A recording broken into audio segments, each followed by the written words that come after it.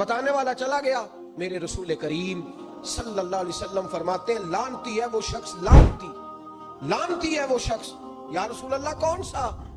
فرمایا جو بیوی کو مرد کے خلاف اکساتا ہے اور مرد کو بیوی کے خلاف اکساتا ہے, وہ لعنتی ہے, ملعون ہے, رحمت الہی سے دور ہے وہ شخص. انہیں قریب کرنے کی کوشش کر, تو ان کے اندر محبت پیدا کرنے کی کوشش کر. میرے نبی کریم علیہ الصلوۃ والسلام نے جب حضرت سیدہ فاطمہ الزہرا رضی اللہ تعالی عنہا اور جناب سیدنا علی المرتضی رضی اللہ تعالی عنہ کی شادی کی, تو نبی پاک نے دونوں کے سر جوڑے اور دونوں کے درمیان محبت کی دعا فرمائی, دونوں کے درمیان محبت کی دعا فرمائی. اور نبی پاک صلی اللہ علیہ وسلم حضرت فاطمہ کے سامنے جناب علی کے فضائل بیان فرماتے, اور جناب علی آتے تو نبی پاک فرماتے فاطمہ تو میرے وجود کا حصہ ہے, وہ تو میرے جگر کا ٹکڑا ہے.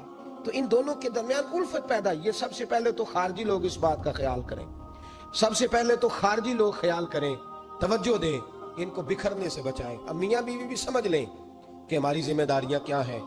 مسند امام احمد بن حنبل میں حضرت ابو درداء رضی اللہ تعالیٰ عنہ سے حدیث مروی ہے, نبی کریم صلی اللہ علیہ وسلم کی بارگاہ میں ایک خاتون نے آ کے عرض کیا یا رسول اللہ صلی اللہ علیہ وسلم مجھے بتلائیے خامن کا حق کیا ہے. یہ جو حدیث سنانے لگا ہوں نا, یہ بیٹی کو سنانی ہے جا کے, یہ ٹیلی فون کر کے بہن کو سنانی ہے, صرف بیوی کو سنانے کی نہیں ہوتی یہ چیزیں. یہ حدیث بیٹی کو سمجھائیں, بہن کو سمجھائیں, ان لوگوں کو سمجھائیں, تاکہ اور یہ یاد رکھیں خامن کے حقوق اگر بچی کے گھر والے اسے سکھائیں نا تو اس کی سمجھ میں جلدی آ جائیں گے, اور بیوی کے حقوق اگر خامن کے گھر والے اس کو سمجھائیں تو اس کی سمجھ میں بات جلدی آئے گی. وہ خیر خواہ سمجھتے ہیں اپنے رشتہ داروں. یہ والی حدیثیں ان لوگوں کو سنانی چاہیے جن لوگوں کا بچہ ہے یا بچی ہے, متعلقہ آدمی حقوق بیان کرے. جب متبادل چیز کسی کے سامنے آتی ہے تو وہ کئی دفعہ سمجھتے ہیں کہ خلوص اس میں پورا نہیں پایا جاتا. حضرت ابو درداء رضی اللہ تعالیٰ عنہ فرماتے ہیں ایک خاتون حضور کی بارگاہ میں آئی, عرض کرنے لگی یا رسول اللہ صلی اللہ علیہ وسلم میں نکاح کرنا چاہتی ہوں, شادی کرنا چاہتی ہوں, مجھے بتلائیے خامن کا حق کیا ہے. اگر تو میں ادا کر سکتی ہوں تو میں نکاح کروں, ورنہ میں اس کام سے بچوں.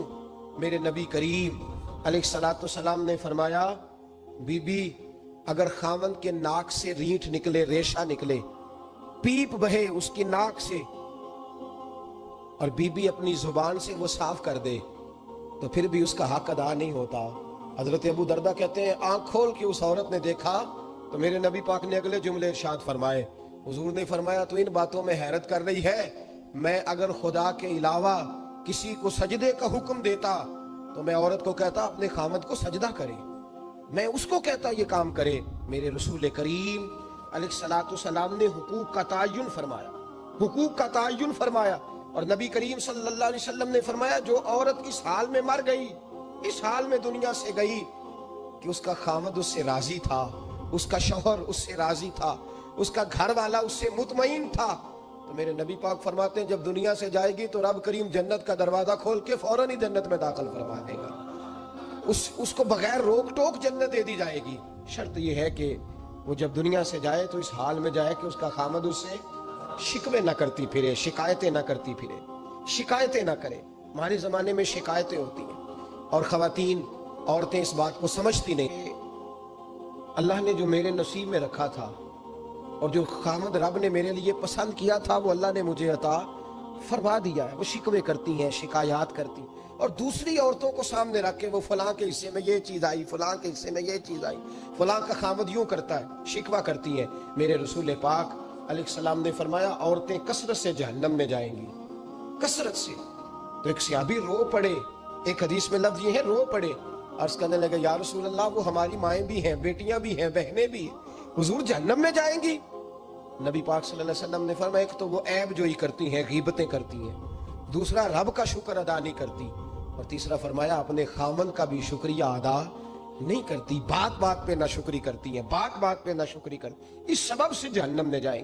عورت کے حقوق کا تعین فرمایا, اور ساتھ ہی میرے رسول پاک علیہ السلام نے مرد کی طرف توجہ فرمائی, اور کیا خوبصورت لفظ ارشاد فرمائے, فرمایا تم میں ہر آدمی اپنے آپ کو اچھا سمجھتا اور اچھا کہتا ہے, ہر آدمی کہتا ہے, لیکن کوئی اگر مجھے آ کے پوچھے گا کہ محبوب آپ کی امت میں اچھا کون ہے, تو حضور فرماتے ہیں میں اسے اچھا سمجھوں گا جو اپنے گھر والوں کے حق میں اچھا ہے، جو اپنی بیوی خیرکم لأہلہ، تم میں سے بہترین وہ ہے جو اپنے گھر والوں کے لیے اچھا ہے۔ اور فرمایا جاؤ میرے گھر جا کے پوچھ لو، وانا خیرکم لأہلہ، میں تم سب سے زیادہ بڑھ کر اپنے گھر والوں کے لیے اچھا ہوں۔ تم میں بہترین وہ ہے جو اپنے گھر والوں کے لیے، بال بچوں کے لیے، بیوی کے لیے اچھا ہے۔ رسول کریم علیہ السلام نے خاوند کو حکم دیا اور ارشاد فرمایا کہ عورت ٹیڑھی لکڑی ہے، بیچاری کو اللہ نے عقل پوری نہیں دی۔ ایک بچہ چھوٹا ہوتا ہے، ہمیں پتہ